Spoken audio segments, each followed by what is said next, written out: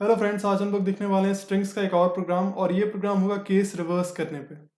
ये प्रोग्राम हो सकता है आईसीएससी के इस सेमेस्टर 2 एग्जाम्स में पूछ दिया जाए, क्योंकि बहुत ज़्यादा चांसेस है कि इसी टाइप का क्वेश्चन स्ट्रिंग्स से आने वाला है। तो इस प्रोग्राम को ज़रूर देखना है ना। इस प्रोग्राम में देखो तुमको दिया क्या जाएगा कि तुमको वैप टू एंटर करना है, मतलब रन टाइम पे एंट्री लेना है यूज़र से एक स्ट्रिंग, और फिर उसको ना उसका केस रिवर्स करके प्रिंट कर देना है। तो रिवर्स वाला प्रोग्राम तुम लोग स्पेसिफिक पेपर में देख ही सकते हो, लेकिन रिवर्स करने का भी ना अलग अलग टाइप होता है। तो ये जो प्रोग्राम है वो केस रिवर्स पे, और क्योंकि आईसीएससी का स्पेसिफिक पेपर आउट हो चुका है तो उसी से वेरिएंट एक प्रोग्राम आने वाला है तुम लोग के एग्जाम्स में। तो केस रिवर्स का 4 टाइप का प्रोग्राम होता है, उन चारों को हम लोग डील करेंगे क्योंकि बहुत प्रोबेबल है कि ये आ जाए। तो इनपुट हम लोग का देखो इस केस में क्या रहता है कि इनपुट कुछ इस जैसा रहता है। कोई भी एक इनपुट इमेजिन कर सकते हो कि रैंडम कोई यूजर इनपुट दे देगा। तो हम ले लिए इनपुट कोडिंग इन रांची और फिर 1 2 3, और तुमको आउटपुट में क्या देना है वो तुमको यहाँ पे दिखाई दे रहा है। ठीक है कि ये तुमको आउटपुट में देना है। मतलब जो भी केस है ना, अगर जो अल्फाबेट है तुम्हारा वो अगर ऊपर वाले केस में मतलब कैपिटल में तो तुमको स्मॉल में कर देना है, स्मॉल में तो कैपिटल में कर देना है। और अगर कोई डिजिट है या फिर अगर कोई और कैरेक्टर है जैसे स्टार, हैश टैग, ये सब, तो तुमको कुछ नहीं करना, उसको एज इट इज प्रिंट कर देना है। तो यही है, तुमको काम यही करना है। तो उस काम को करने के लिए क्या किया, हम लोग यूटिल पैकेज ले लिए हैं क्योंकि यूटिल पैकेज रन टाइम में एंट्री लेने के लिए काम आता है। स्कैनर क्लास का ऑब्जेक्ट डिक्लेरेशन कर दिए, और सबसे पहले तो यहाँ पे system dot out dot println enter string कर दिए हैं, क्योंकि सबसे पहले ये प्रिंट हो जाएगा। फिर हम लोग स्कैनर क्लास के थ्रू एक ऑब्जेक्ट डिक्लेयर कर देना है। हम लोग ऑब्जेक्ट लेना है रामू को, ठीक है, रामू ऑब्जेक्ट हम लोग का। और फिर हम लोग स्ट्रिंग एस, मतलब जो हम लोग को रन टाइम में एंट्री लेना है उसको रामू के through, Ramu dot next line, क्योंकि एक स्ट्रिंग को एंट्री नेक्स्ट लाइन से लिया जाता है इसलिए हम लोग ले लिए।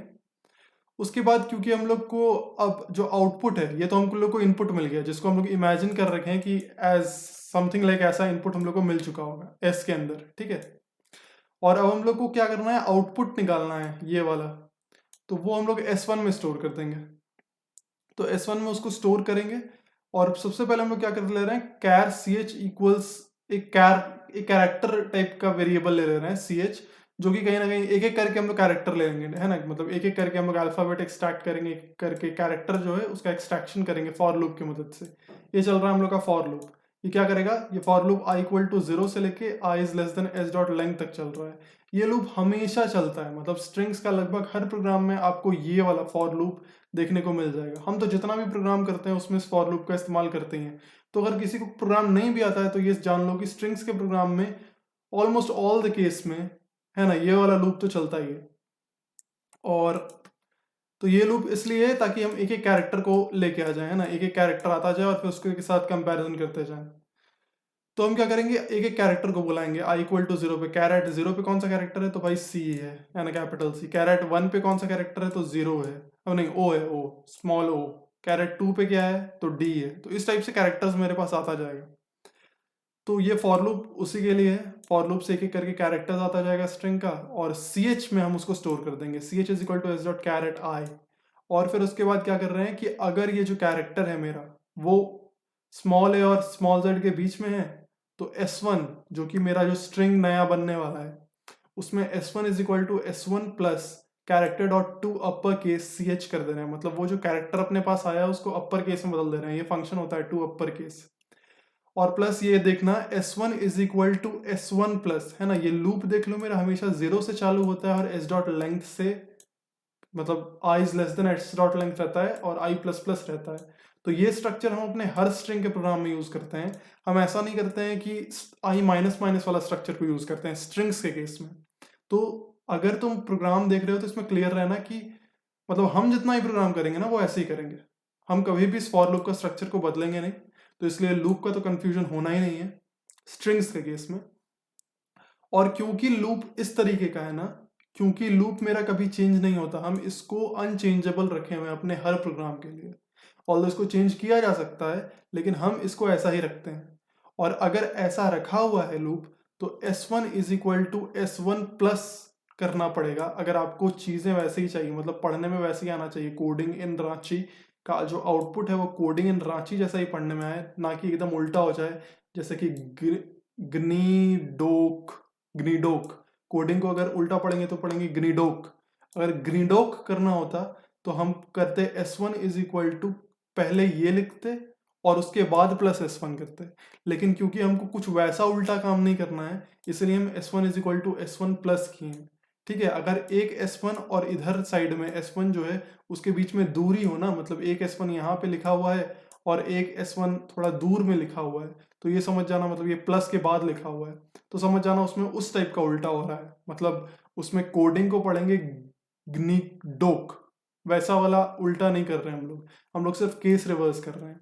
तो केस रिवर्स का लॉजिक बड़ा सिंपल है कि अगर वो स्मॉल ए से स्मॉल जेड के बीच में है तो S1 is equal to S1 plus character dot to upper case, और एल्स इफ अगर कैपिटल ए से कैपिटल जेड के बीच में है तो उसको लोअर केस में, कैरेक्टर को लोअर केस में कर दे रहे हैं, और नहीं तो क्या कर रहे हैं कि जैसा है कैरेक्टर उसको वैसा ही रहने दे रहे हैं। इसको तुम क्या कर सकते हो, ड्राई रन करके देख सकते हो कि i इक्वल टू 0 में अपने पास आएगा कैपिटल सी जो है वो यहाँ पे फॉल करेगा एल्सिफ वाली कंडीशन में, एल्सिफ वाली कंडीशन में फॉल करेगा तो S1 is equal to S1 तो शुरू में हम लोग ब्लैंक ले चुके थे, तो S1 ब्लैंक है अभी, blank plus character dot to lower case, तो S1 का वैल्यू एक्चुअली में हो जाएगा S1 इक्वल्स स्मॉल सी हो जाएगा। ठीक है, अगर यहाँ तक आ जाएंगे तो उसके बाद क्या होगा, ये लूप एल्स वाले कंडीशन में तो जाना नहीं है, एक कंडीशन सच हो गया तो लूप वाला वापस से जाएगा i प्लस प्लस होके, दूसरा कैरेक्टर क्या आएगा अपने पास इस फॉर लूप की मदद से, स्मॉल ओ, तो स्मॉल ओ जब आएगा तो वो इस कंडीशन को सर्च कर देगा, इस कंडीशन को सर्च कर देगा तो S1 is equal to S1 का वैल्यू C हो ही चुका था पहले, और C प्लस कैरेक्टर और टू अपर केस, तो अभी O आया है, तो अब देखो S1 का वैल्यू क्या हो जाएगा इस यहाँ पे आके, तो S1 इक्वल्स हो जाएगा C और कैपिटल O, तो देख रहे हो। उसके बाद फिर डी आएगा, तो डी भी इस फॉर लूप के कारण, फॉर लूप है ना, तो जैसे ही गेट बंद हो रहा होगा तो वापस ऊपर जाएगा, फिर डी आएगा, यही तो है, कैरेक्टर एक एक करके आते जाएगा, डी इसमें फॉल कर जाएगा है ना, ए से जेड के बीच में स्मॉल है, तो फिर यही वाला चीज होगा। तो इस टाइप से देखो काम होता जाएगा। S1 का वैल्यू देख रहे हो, कोडिंग मतलब जिस टाइप का आउटपुट अपने को चाहिए वैसे में आते जा रहा है, और उसके बाद system dot dot println S1 कर देंगे, क्योंकि S1 में अपना ये चीज स्टोर होते जा रहा है, देख लो S1 में ये चीज स्टोर होते जा रहा है। फाइनली हम लोग SOPLN S1 कर देंगे, तो इसको हम लोग कंपाइल कर देते हैं और इसको हम तुमको रन करके दिखा देते हैं। तो एंटर स्ट्रिंग मांग रहा है, चलो करते हैं ओम नमः शिवाय शिवाय और 108। ठीक है, तो आउटपुट तुम देख सकते हो क्या हो रहा है। केस रिवर्सल, केस जो है, जो जिस केस में लिखे हैं, मतलब अपर केस में लिखे हैं तो लोअर केस में हो जा रहा है, लोअर केस में लिखे हैं तो अपर केस में हो जा रहा है, और डिजिट डिजिट है तो सेम का सेम रह रहा है। तो ये इस प्रोग्राम का मकसद था जो हम लोग को करना था, हम लोग कर चुके हैं। स्क्रीनशॉट ले सकते हो प्रोग्राम का और देख सकते हो, पढ़ सकते हो, समझ सकते हो। तो ये था केस रिवर्सल वाला प्रोग्राम। थैंक्स फॉर वॉचिंग, अच्छा लगा तो लाइक कर देना।